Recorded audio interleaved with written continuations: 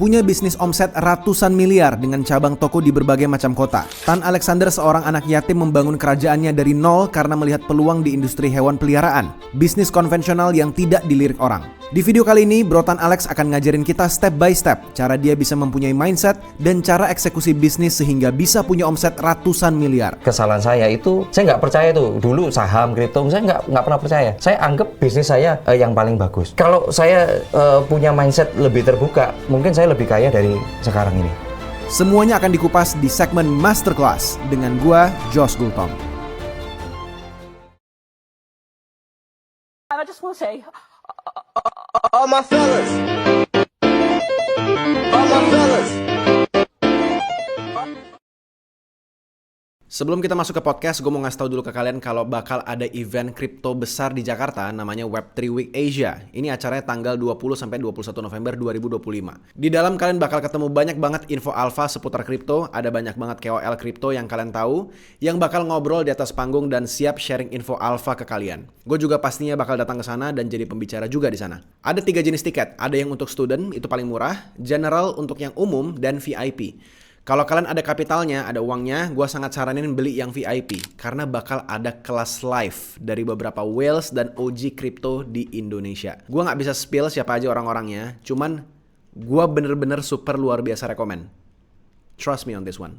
Kalian mau beli yang VIP. Kalian bisa dapetin diskon 10% tambahan kalau kalian check out pakai kode W3W25JOSH sekarang. Dan ini cuma buat 100 orang pertama aja. Silahkan cek deskripsi video ini atau pin comment section yang ada di bawah. Oke, kita mulai podcastnya.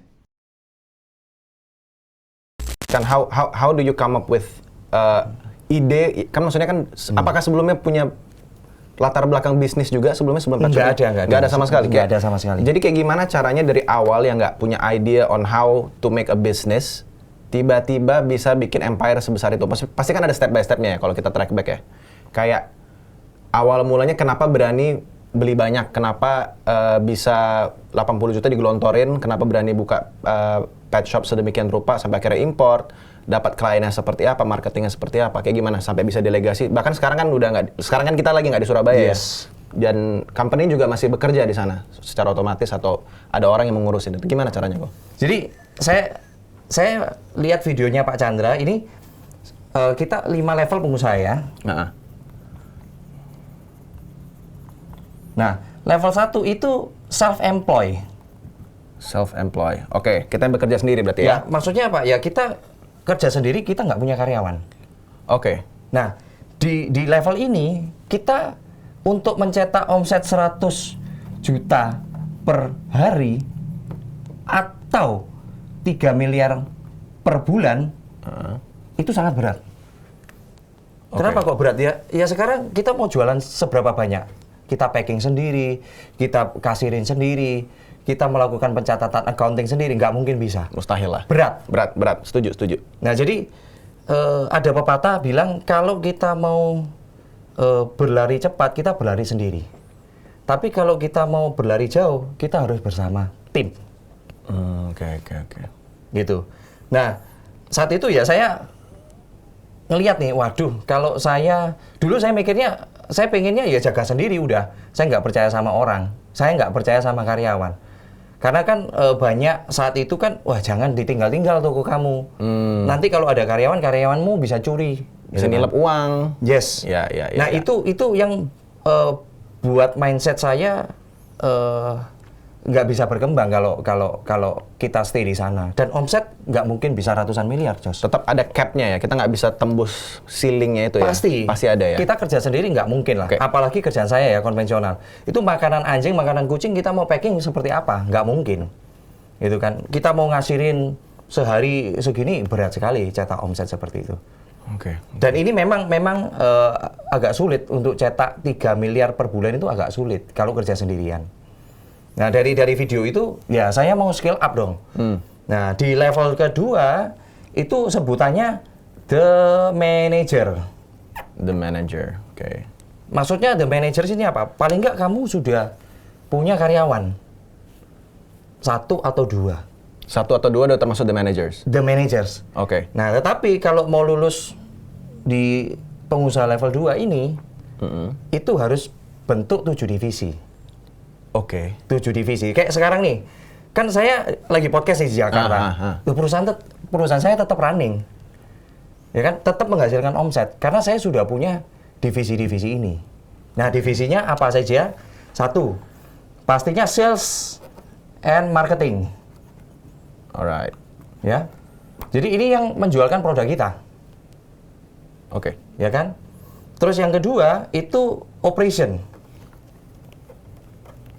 Maksudnya operation itu apa ya? Jadi kalau kita ada transaksi jual atau beli, orang gudangnya, sopirnya, logistik dan lain-lain itu masuk ke operation. Terus yang ketiga finance. Nah, finance ini ya ngatur cash flow. Jadi uang masuk, uang keluar. Perputaran arus kas lah. Ya.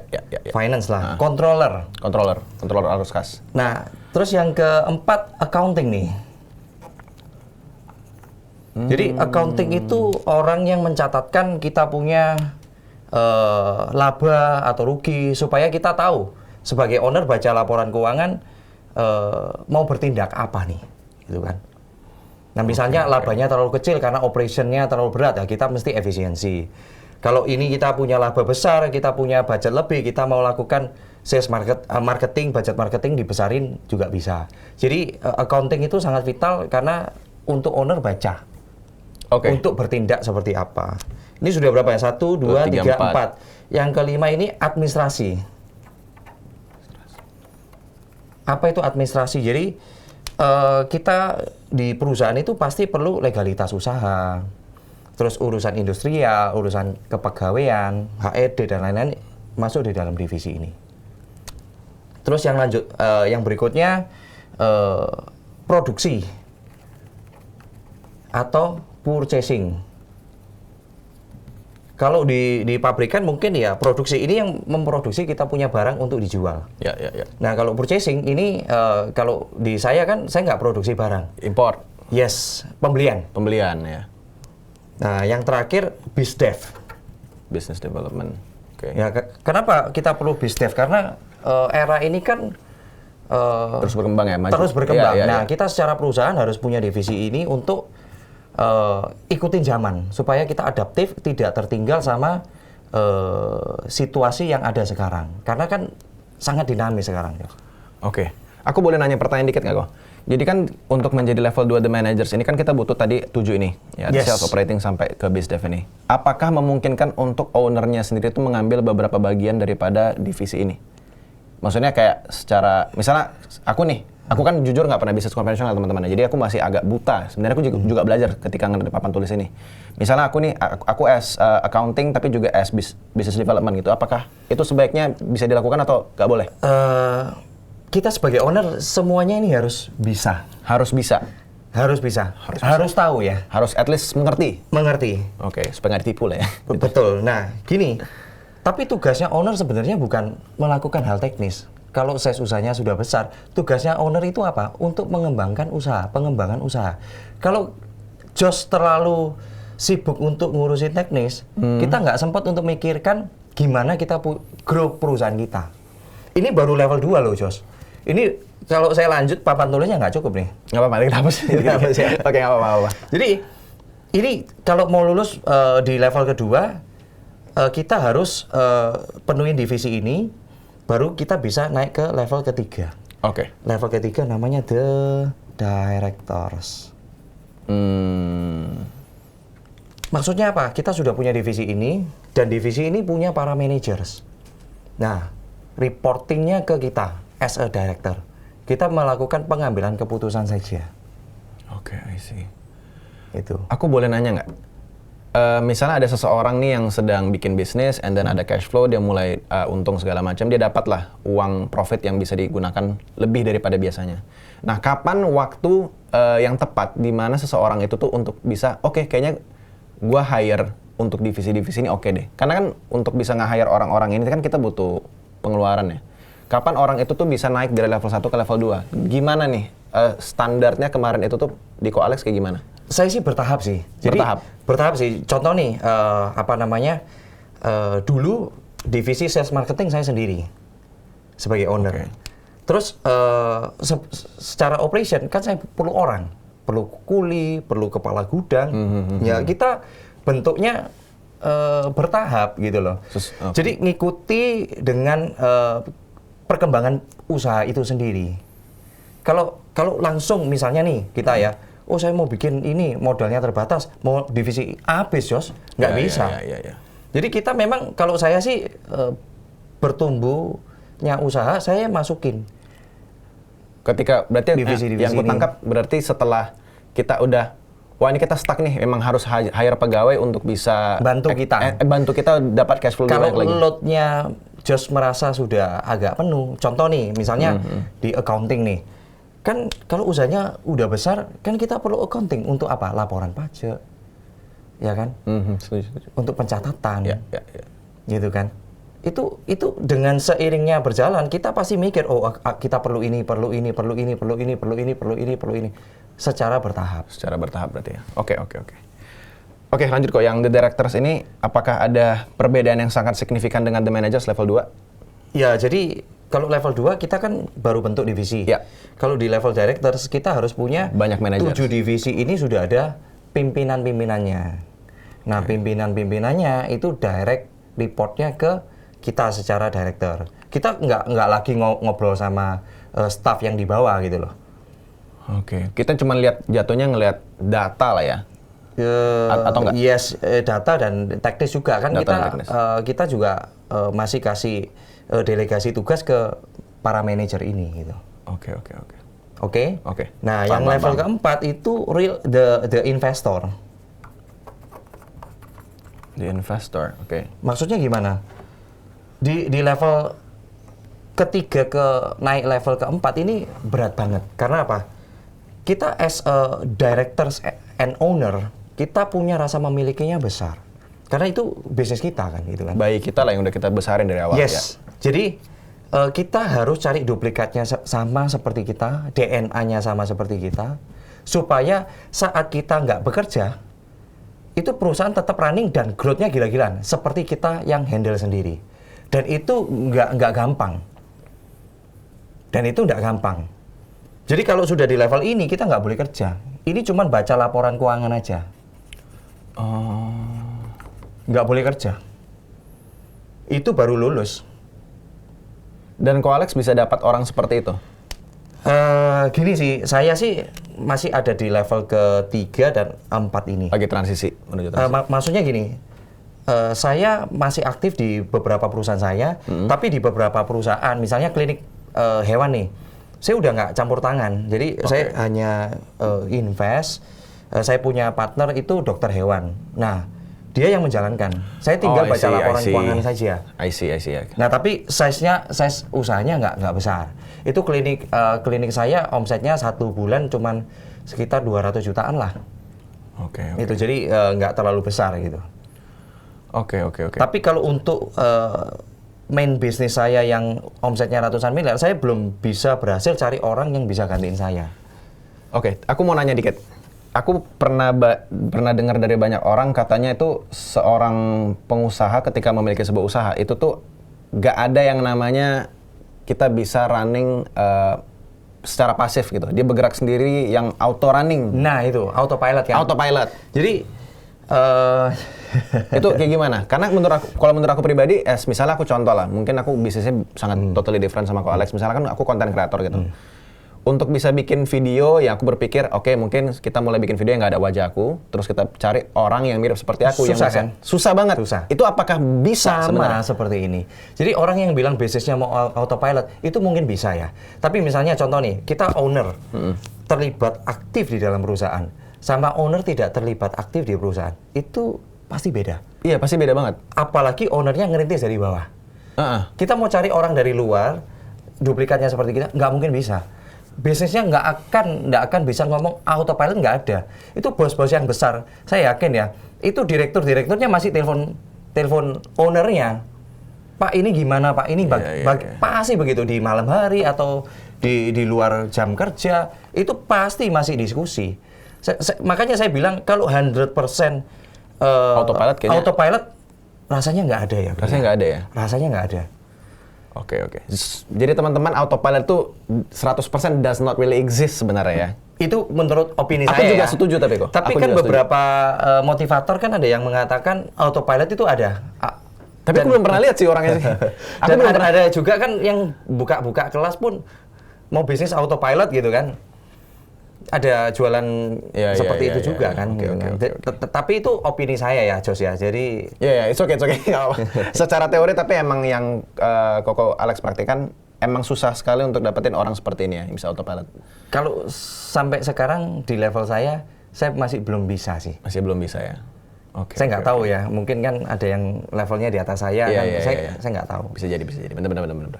Oke, kok gimana kok? Setelah ini berarti Koko sekarang di level 3 dan level 4. Aku boleh nanya nggak sebelum kita lanjut ke level 5? Secara timeline, ini berarti kalau Tan Alex sudah Saya 10 berapa tahun sih 10 bisnis. tahun. Jadi sebenarnya kalau berjualan anjing itu start awal saya kerja itu udah totalnya 12-13 tahun. 12, Tapi 13. pet shop saya berdiri 2016. Pas yang di toko kecil yang Ko Alex duduk sendiri lama itu 2016. 2016, berarti sekitar ya 9 tahun, 10 tahun lah. 9 tahun 10 tahun. Nah, berarti itu kan masih self employment nih, yang nomor 1. Itu dari self employment sampai akhirnya berhasil menuju ke manajer ini berapa lama? Agak lama ya. Berapa lama itu? Saya Kira-kira nggak aja. hafal. Tapi agak lama sih. Ini agak berat sih. Agak berat. Agak berat. Ini yang dari self-employ ke lulus ke the manager sini perlu waktu yang sangat lama ini. Apalagi saya kan nggak ada background bisnis nih. Iya, Mentor iya, saya iya. nggak ada. Mentor saya ya saya telepon teman kanan kiri. Sama nonton video kali ya? Yes, sama nonton video. Jadi saya nggak ada teman diskusi kayak mama saya kan bukan pebisnis. Iya, Papa iya. saya sudah nggak ada. Ya kan? Jadi saya diskusi cuma sama istri sih. Diskusi cuma sama istri. Ada sekitar 5 tahun maybe? Mungkin ya, mungkin dan ini pun kadang kan juga ini bisa kadang merotol gitu ya. Oke. Itu oke, kan oke, kita oke. masih ganti pemain terus ya, jadi Iya, iya. kan dinamis ya, itu kan. Tapi strukturnya sudah ada ada di ya? struktur organisasi sudah ada. Gitu. Oke. Aku cuman sebenarnya tadi nanya pertanyaan itu supaya teman-teman mungkin yang bingung, aduh gimana cara naik ke level 2 kok lama banget? Ya emang ternyata lama sekali ya. Nggak secepat itu ya. Kalau gitu dari level 2 yang dari manajer akhirnya bisa ke director ini berapa lama kira-kira? Dari pengalaman Ko Alex sendiri? Saya nggak hafal timeline. Nggak hafal timeline. Nggak ada Kayaknya agak pas transisi itu kayaknya agak nyaru gitu ya. Iya, karena ya kita mengalir aja. Mengalir gitu, aja ya. mengalir Oke. Tapi cukup lama lah intinya ya. Dan sekarang Lama. sedang menginjakan 2 kaki di 3 dan 4 karena ada satu bisnis yang masih Ya, jadi ya, director, ya. tapi ada beberapa toko kecil yang Iya benar-benar jadi kita investor. udah nggak incas gitu. Udah nggak kan. incar, cuma baca laporan Laporan keuangan aja. keuangan. Oke. Kita lanjut kok ke level 5 yang berarti Ko Alex ini sedang mau jalankan berarti ya. Atau Iya. gimana? Ya nggak tahu lah. Yang penting saya jelasin dulu lah. Oke. Yang level 5 ini the real entrepreneur namanya. The real entrepreneur. Oke, kayak gimana tuh? Jadi apa itu the real entrepreneur? Jadi pengusaha-pengusaha yang sudah yang sudah di level ini itu dia lihat company-nya prospeknya bagus, tapi tidak diolah dengan bagus. Dia beli company itu terus dia jual beli usaha di sini. Jadi Udah di level situ. Jadi kayak dulu Ko Alex beli anjing and then dijual lagi nih sama persis tapi company. Bukan. Iya, tapi company. Tapi company. Jadi misalnya nih ada contoh nih yang simple restoran. Restoran ini konsepnya bagus dan lainnya tapi kok sepi. Nah, mungkin dia pebisnis restoran yang punya jam terbang yang tinggi. Oh, saya bisa begini-begini. Ya udah restoran kamu tak beli. Terus saya perbaiki manajemennya, terus dibikin viral misalnya secara marketingnya. Terus rame, terus dia jual lagi. Itu the real entrepreneur. Oh, I see. Nah, mindset saya berubah dari video ini. Ini video bagus banget sih menurut saya. Saya sebenarnya Oke. sampai terakhir ini saya belum pernah, saya nggak kenal sama Pak Chandra Putra Negara, tapi di bulan depan saya nanti podcast sama beliau sih. Oh, that's nice. Baru kenal sih beberapa bulan terakhir ini. Oke.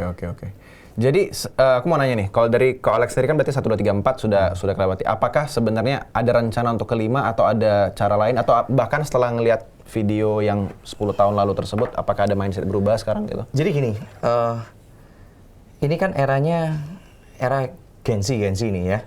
Itu mereka cari uangnya kan instan banget tuh dari kripto, dari saham. Oke. Nah justru saya itu interest saya lagi ke sana nih sekarang. Oh, interestnya malah ke sana sekarang. Yes. Oke. Nah saya ada kepikiran sih, saya pengen jual bisnis saya mau full timer di kripto ini. Jadi semua bisnis Kepengennya ya, Kepengennya. Tapi istri masih belum setuju. Oh, Tapi iya, kalau iya, saya iya. sendiri, saya kan itu kan saya tadi sebutin saya punya beberapa perusahaan. Nah perusahaan yang saya pegang itu yang import. Saya ada import dari China. Itu saya benar-benar mau scale down. Nah, saya tanya sama istri kemarin, saya udah jenuh nih di bisnis sudah 10 tahun. Saya mau kerja di dunia Web3. Oke. Nah, saya tanya, kamu masih mau kerja nggak? Kalau masih mau kerja, kamu yang lanjutin. Ya, tapi Oke. kalau nggak mau ya kita tutup aja, nggak apa-apa. Oh, I see. Sampai begitunya. Tapi banyak teman-teman saya bilang, lu gila.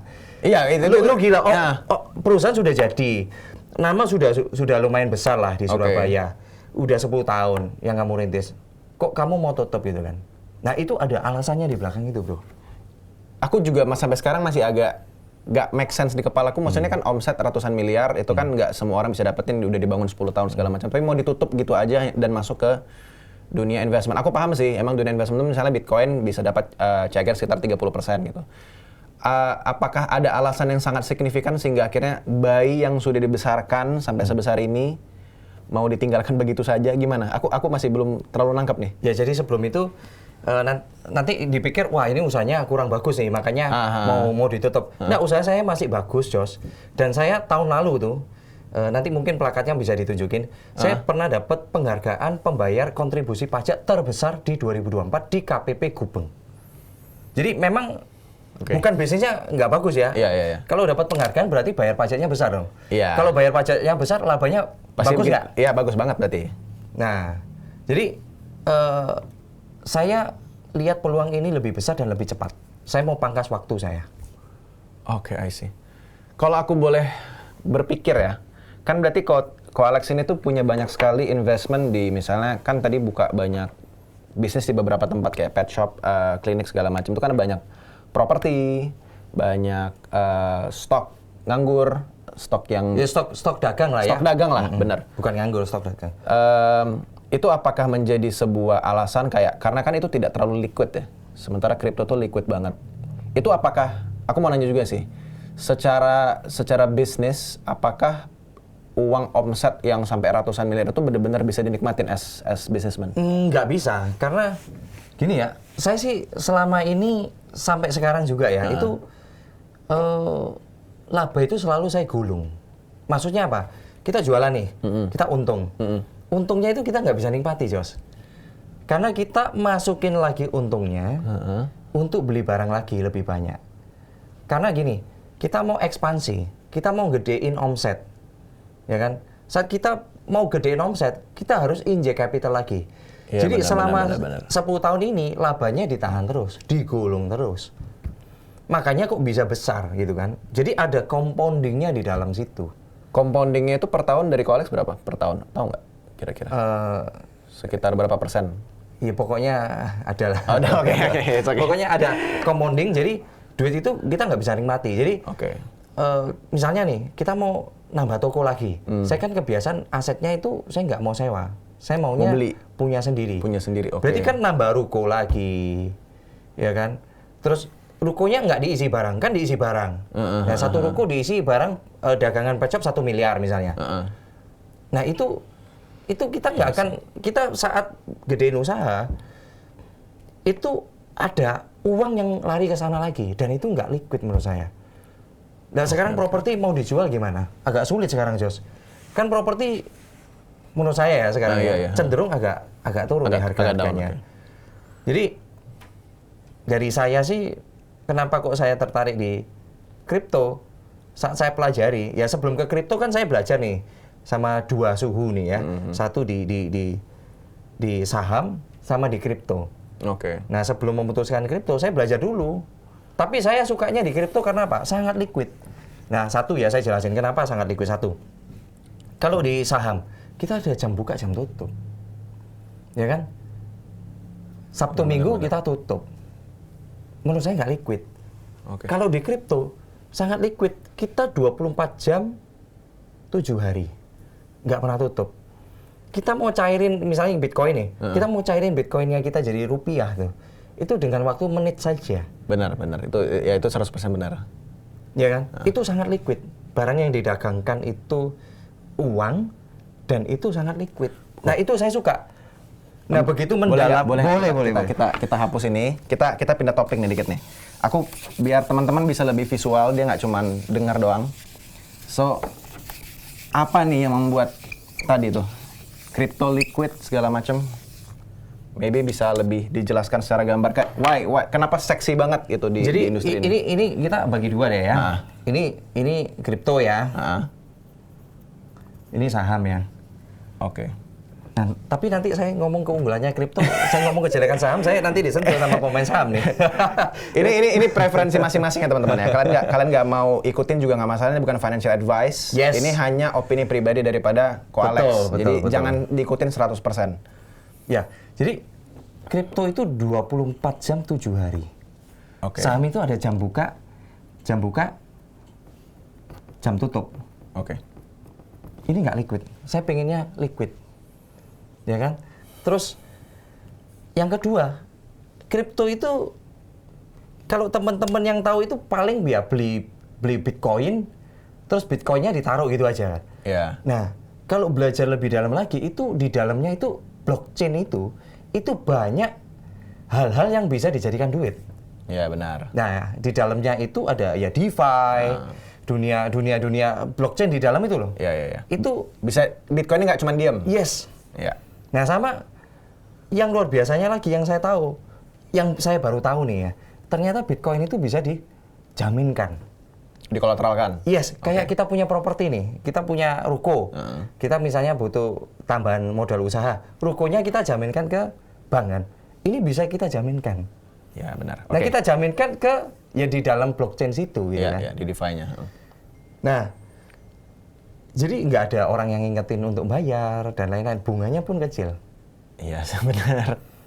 Itu benar ya teman-teman. Jadi memang aku juga sebagai praktisi di Web3 itu semua benar ini bilang. Jadi emang bunganya kecil dan nggak ada penagihan per bulan. Yes. Nggak ada kayak jatuh tempo ya. Iya. Nggak ada. Kalau di konvensional kan seperti itu. Iya. Nah, di kripto ini dia contoh nih Bitcoin ya. Bitcoin itu tahun lalu itu 700 juta, Jos. Iya benar. Kalau nggak salah di bulan Agustus tahun lalu.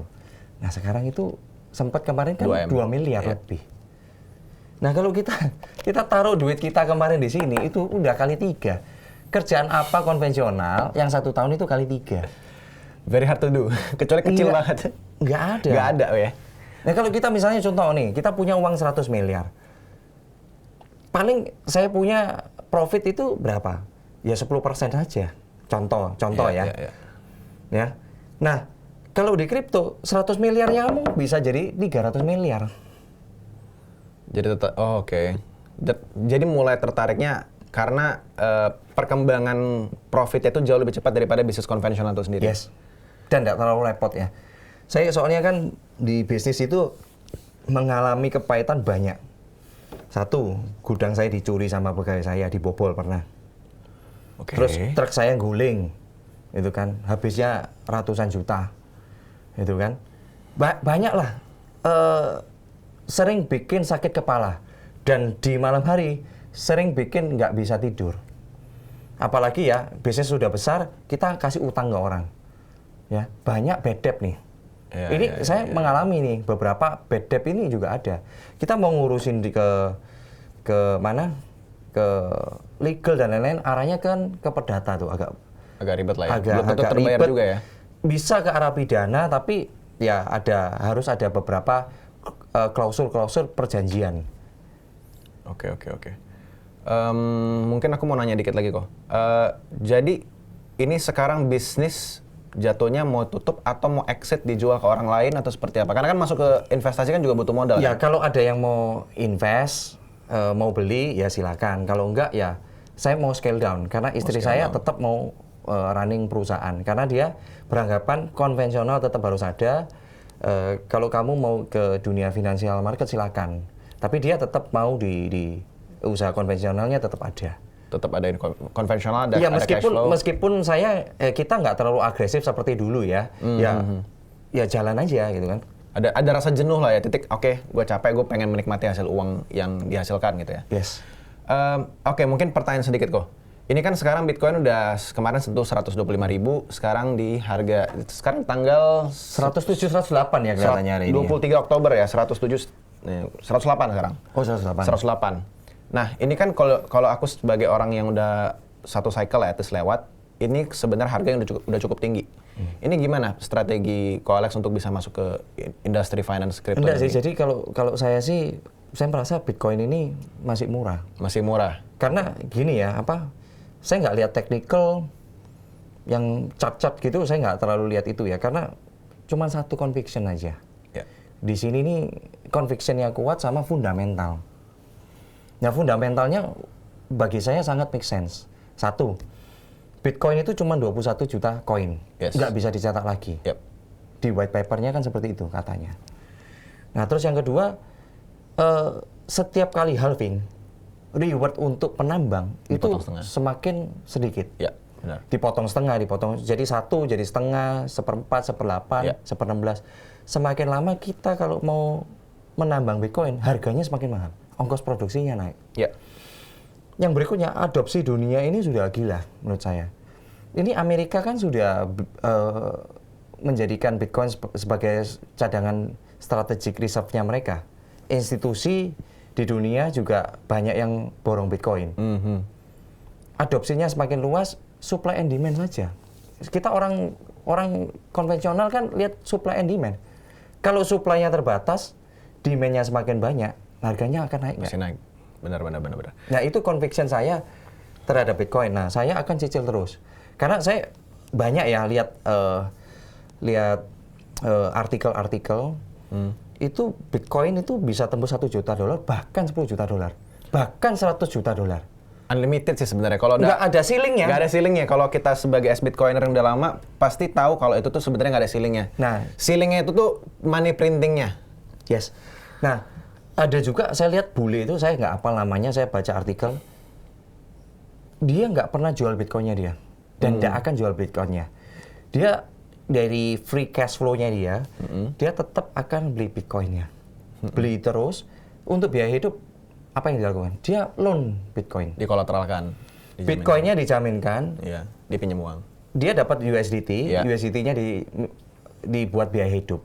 Jadi, bunga sama apresiasi harga Bitcoinnya nggak sebanding. Jadi bunganya sangat kecil, apresiasinya Bitcoinnya lebih tinggi terlalu lagi. Jadi misalnya ini, dia utang terus saja, nggak Iya. apa-apa. Yang penting Bitcoinnya nggak dijual, ya kan? Jadi dia utang, misalnya utangnya dikumpulin nih, compounding per bunganya itu mungkin $1 juta atau $2 juta. Tapi atas kolateral yang nilainya $20 juta. Dan Nggak. akan naik jadi $100 juta. Iya. Jadi kita utang aja, Bitcoinnya nggak perlu dijual. Iya. Oke. Jadi ya itu maksud saya luar biasa. Ini penemuan yang sangat hebat di abad ini. Dan saya nggak mau ketinggalan. Kalau kita yang usianya 35 tahun, 40 tahun, 50 tahun, 60 tahun nggak bisa adaptif, ini peluang ini dimakan sama umur-umur kayak brojos nih, ya kan? Ini kan Oke. Gen Z ini yang ngambil semua. Oke. Nah, kita sebenarnya gen yang lebih senior itu punya kelebihan nih, kita punya capital lebih daripada anak yang lebih muda, karena kita kerjanya lebih lama nih. Jadi saya mau adaptif atas situasi ini dan harus take action cepat. I see. Berarti the next game untuk Ko Alex itu ini ya, di crypto market ya? Pasti. Ini aku pertanyaan singkat aja. Berapa lama Ko Alex akan menyicil? Terus? Non-stop? Non-stop. Oke. Karena kan harganya Akan terus naik pelan-pelan? Jos tadi barusan bilang nggak ada ceilingnya, ya kita beli terus. Benar. Cuma kan tetap ada lah bear market. Saya tunggu itu. Oh berarti Saya tunggu itu. Tunggu itu. Kenapa? Karena saya merasakan ketinggalan nih. Nah, saya nunggu harganya agak koreksi, saya mau ambil agak banyak. Karena menurut saya ya sekarang kan dari ATH-nya kan baru diskon sedikit. Tapi kalau untuk 2032 atau apa ini masih diskon 90%, Jos. Berarti benar-benar sangat long term ya permainannya. Long term, Ya? Oke. bukan short term. Dan saya nunggu bear market. Saya mau beli agak banyak. Karena begitu bear market nih, ini ibaratnya kereta ini. Ini kereta pensiun kalau saya bilang. Iya. Kalau Bitcoin itu lihat grafiknya tuh, nanti mungkin ditampilin tuh. Boleh. Itu kalau naik ya, itu nggak mungkin balik lagi. Jadi ibaratnya kereta ini kalau udah jalan, itu nggak mungkin balik lagi. Gitu loh. Oke. Aku mungkin sebagai penutupan kok, ini udah banyak banget daging ilmunya. Ada nggak beberapa hal yang mungkin sedikit bisa dikasih tips bagi teman-teman yang mungkin sedang merintis atau pengen bikin usaha? Apa nih kira-kira yang Ko Alex bisa kayak coba hindarin kesalahan-kesalahan yang mungkin Ko Alex pernah alamin dulu? Kasih sharing-sharing sedikit supaya mereka nggak ngalamin kesalahan tersebut dan ngulangin apa yang Ko Alex alamin. Ya jadi kalau teman-teman mau berusaha konvensional silakan saja, karena kalau semua orang mindsetnya investasi di saham atau kripto ya nggak ada dunia. Iya kan. Uang situ muter-muter nggak ada yang makan, nggak ada yang ngasih pet shop gitu jadinya. Ya. Makanya jadi ya boleh saja, cuman teman-teman harus mulai diversifikasi ya. Jadi kalau kesalahan saya sih, my biggest kesalahan saya itu saya terlalu berkacamata kuda. Karena saya menganggap bisnis saya itu yang paling bagus, gitu kan. Makanya uang saya dorong semua ke sana gitu. Saya nggak percaya tuh dulu saham, kripto, saya nggak pernah percaya. Saya anggap bisnis saya yang paling bagus, dan itu menurut saya kesalahan saya yang lebih besar, yang paling besar. Oke. Jadi kalau saya punya mindset lebih terbuka, mungkin saya lebih kaya dari sekarang ini. That's a very powerful statement. Oke, thank you so much, Ko Alex. Thank you, Josh. Thank you udah datang dari Surabaya. Thank you so much. Thank you. Itu aja teman-teman. Kalau misalnya kalian mau ikutin ceritanya Ko Alex, dia ada berapa Instagram ya jatuhnya? Beberapa Saya punya 2 Instagram ya. Hah? Jadi ya untuk pribadi Tan Alexander Cahyadi, yang untuk kripto Tan Ale Kripto. TikToknya juga Tan Ale Kripto. Silakan follow semua akunnya, silakan ikutin ceritanya. Nanti dia juga bakal hadir di beberapa podcast. Kalian tinggal ikutin aja ceritanya. Thank you so much guys sudah hadir. Kalau kalian tertarik untuk nonton video yang lain, silakan cek di sebelah kiri kanan ini. See you guys in the next video. Bye bye.